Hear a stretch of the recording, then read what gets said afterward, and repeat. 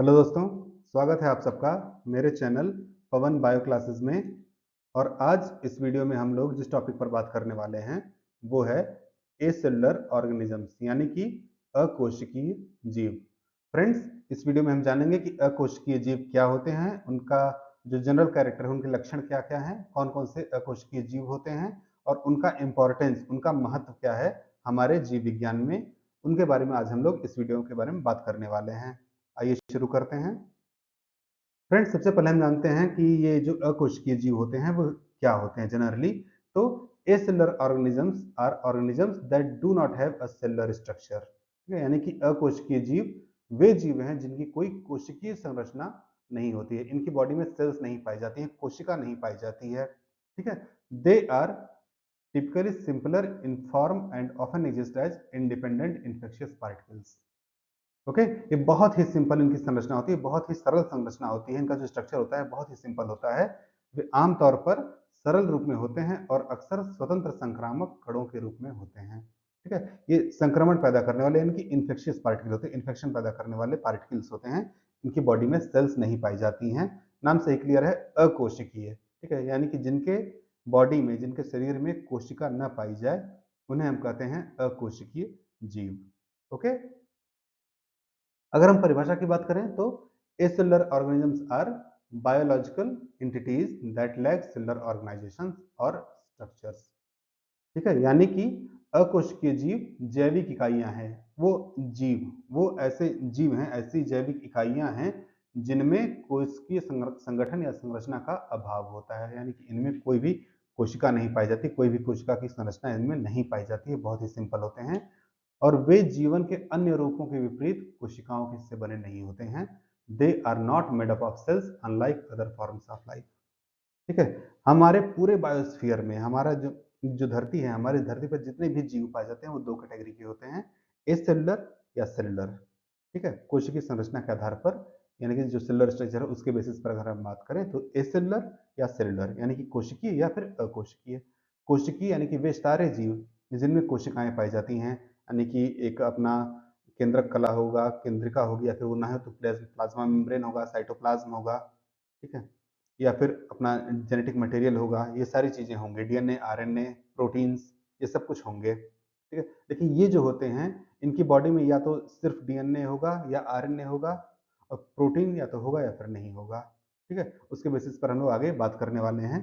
परिभाषा इनकी यही है कि ऐसे जीव जिनमें कोशिका नहीं पाई जाती है, कोई कोशिकीय संरचना नहीं होती है, means those organisms who do not have any type of cellular structure और सेलुलर ऑर्गेनाइजेशन, उन्हें हम कहते हैं अकोशिकीय जीव या एसेलुलर ऑर्गेनिजम्स। ओके, अगर हम बात करें कि कितने तरह के होते हैं तो जो अकोशिकीय जीव होते हैं, यानी कि जो एसेलुलर ऑर्गेनिजम्स होते हैं, वो मेनली तीन तरह के होते हैं। विषाणु या फिर वायरसेस, जिनके बारे में लगभग हम सब लोग जानते हैं, वायरॉइड्स, ठीक है, और प्रियॉन। ये तीन तरह के हमारे अकोशिकीय जीव होते हैं। अब क्या होते हैं ये, इनके बारे में हम लोग आगे देखें। सबसे पहले अगर हम बात करें वायरसेस की, तो कि वायरस क्या होते हैं। ठीक है, तो एक समझिए कि प्रोटीन की कोट जिसके अंदर हमारा डीएनए या आरएनए है, वो हमारा एक वायरस होता है। ठीक है, means viruses are composed of genetic material. DNA और आरएनए दोनों कभी एक साथ नहीं होंगे, या तो डीएनए होगा या फिर आरएनए होगा, and enclosed in a protein coat और कैप्सिड, और ये एक प्रोटीन कोट में बंद होते हैं जिन्हें हम कैप्सिड कहते हैं। Okay, and these are obligate intracellular parasites.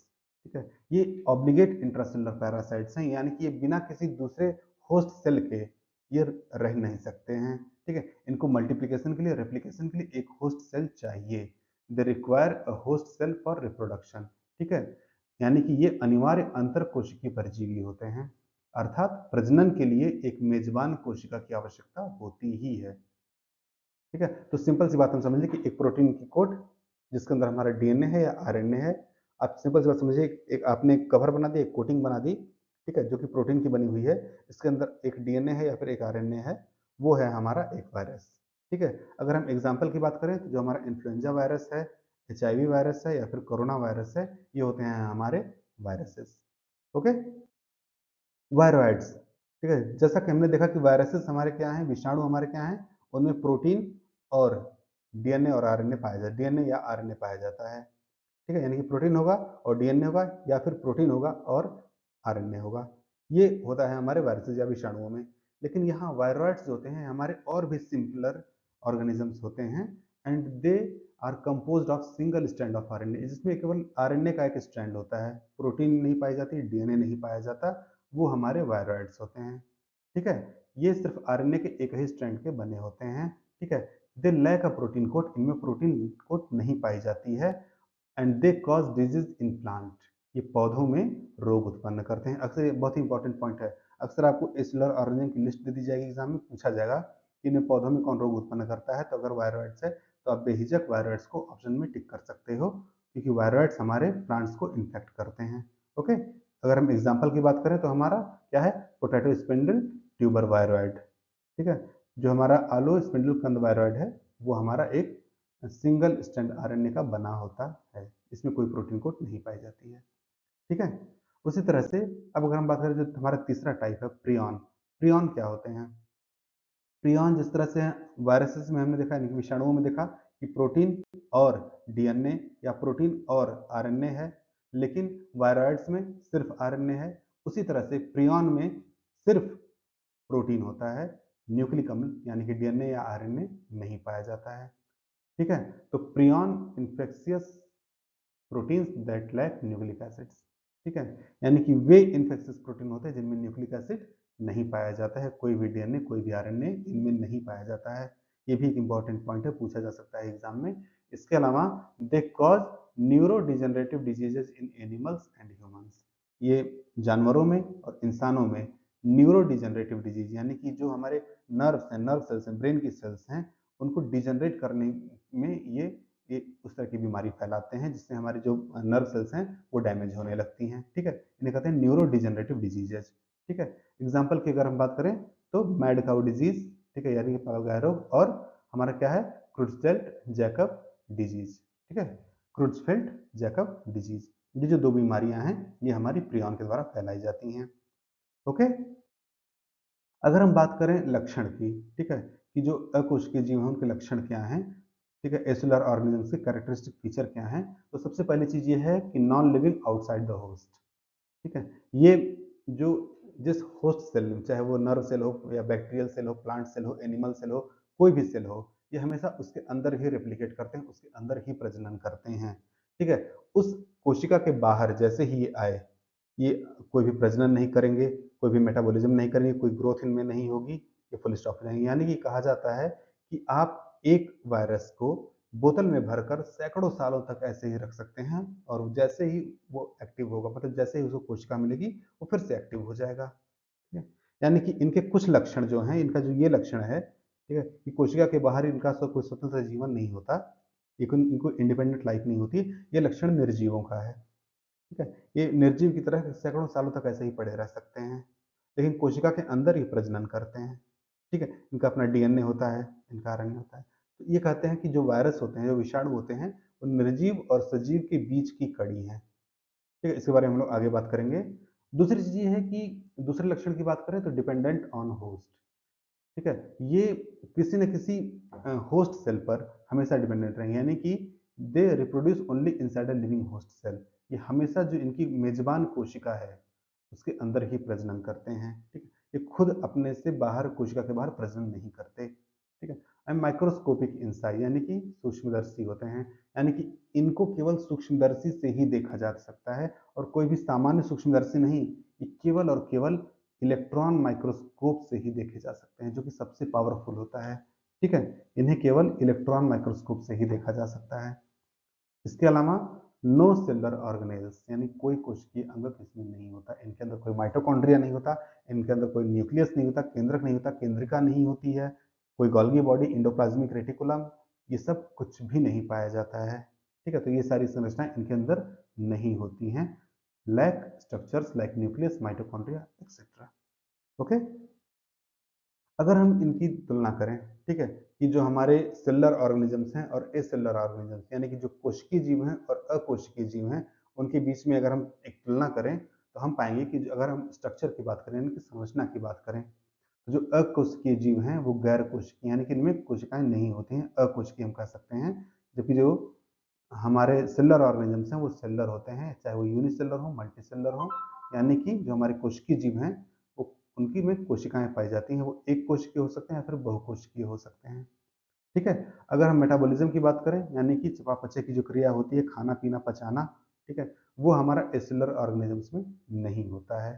ठीक है, ये अकोशिकीय जीवों में अनुपस्थित होता है, लेकिन जो सेलुलर ऑर्गेनिजम्स हैं उनमें होता है प्रेजेंट, यानी कि जो कोशिकीय जीव हैं उनमें उपस्थित होता है।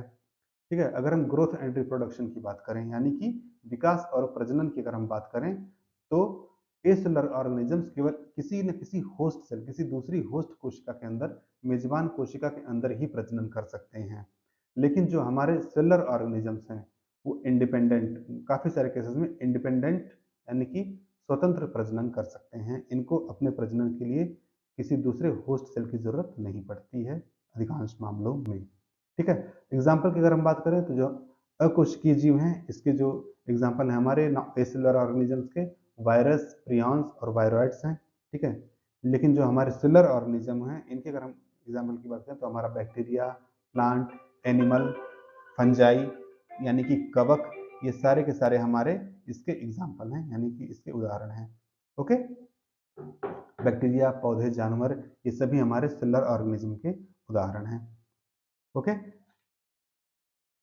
अगर हम महत्व की बात करें, ठीक है, कि जो हमारे एसेलुलर ऑर्गेनिजम्स हैं उनका क्या महत्व है, तो सबसे बड़ा इनका महत्व जो होता है वो हमारा मेडिकल फील्ड में होता है, यानी कि चिकित्सा के क्षेत्र में इनका काफी ज्यादा महत्व होता है। ठीक है। क्योंकि ये बहुत सारे तरह के मानव रोग फैलाते हैं। ठीक है। जो जैसे कि हम अभी हम कोविड की बात करें, ठीक है, ये कैसे वाला हमारा SARS-CoV-2 जो वायरस ने फैलाया, ठीक है, कोरोना वायरस जिसे कहा जाता है, ठीक है, वो भी हमारा एक वायरस, एक विषाणु ही था। ठीक है। इसके अलावा और भी कई तरह की बीमारियां होती हैं जो फैलाई जाती हैं, न सिर्फ मानवों में बल्कि पौधों में भी, बैक्टीरिया तक में भी। ठीक है, वो हमारे एसेलुलर ऑर्गेनिज्म यानी कि अकोशिकीय जीवों द्वारा फैलाई जाती है। ठीक है। इसके अलावा इनका कुछ बहुत सारा इकोनॉमिक इम्पैक्ट भी है। ठीक है, आर्थिक प्रभाव भी है इनका। क्या कि plant diseases caused by viroids lead to crop losses. ठीक है। जो वायरॉइड्स हैं, जैसा कि मैंने बताया कि ये पौधों को नुकसान पहुंचाते हैं, तो वायरॉइड से कारण होने वाली पौधों की बीमारियां फसल को नुकसान पहुंचाती है। ओके। इसके अलावा इनका सबसे जो ज्यादा इस्तेमाल किया जाता है वो है हमारा रिसर्च में। ठीक है, यानी कि अनुसंधान में। किस तरह के अनुसंधान में? जो हमारे जेनेटिक इंजीनियरिंग है या फिर मॉलिकुलर बायोलॉजी है, उसमें सबसे ज़्यादा यूज होता है हमारे वायरसेस का, या फिर एसेलुलर ऑर्गेनिजम्स जितने भी हैं उन सबका कोई ना कोई इस्तेमाल होता ही होता है। ओके। तो निष्कर्ष हमारा इस वीडियो का यही दोस्तों, या फिर कंक्लूजन हमारा इस वीडियो का यही है कि जो एसेलुलर ऑर्गेनिजम्स हैं they bridge the gap between living and non living. ठीक है, यानी कि अकोशिकीय जीव जीवित और निर्जीव के बीच की कड़ी को जोड़ते हैं। जैसा कि मैंने बताया, इनके कुछ लक्षण जो हैं वो निर्जीवों की तरह हैं, यानी कि आप इनको बोतल में बंद करके आप कई सालों तक रख सकते हैं।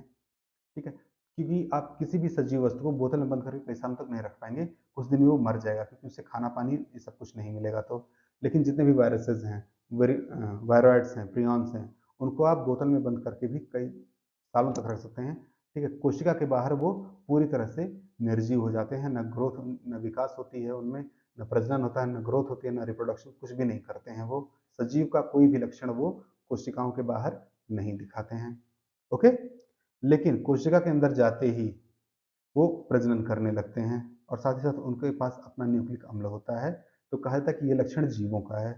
तो अकोशिकीय जीव जो हैं हमारे, वो निर्जीव और सजीव के बीच की कड़ी हैं। ओके।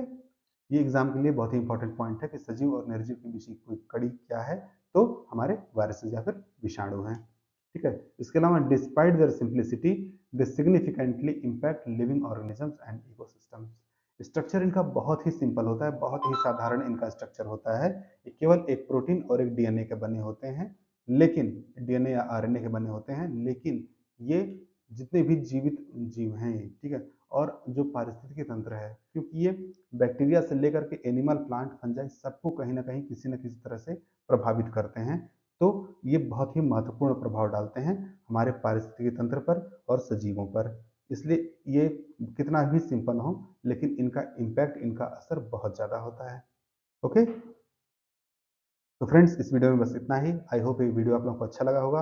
अगर अच्छा लगे तो इसको दूसरों के साथ भी शेयर करिए, और हमेशा याद रखिए कि be stronger than your excuses. ठीक है, because excuses never bring success. तो मिलते हैं अगले वीडियो में। Till then, take care. And good bye.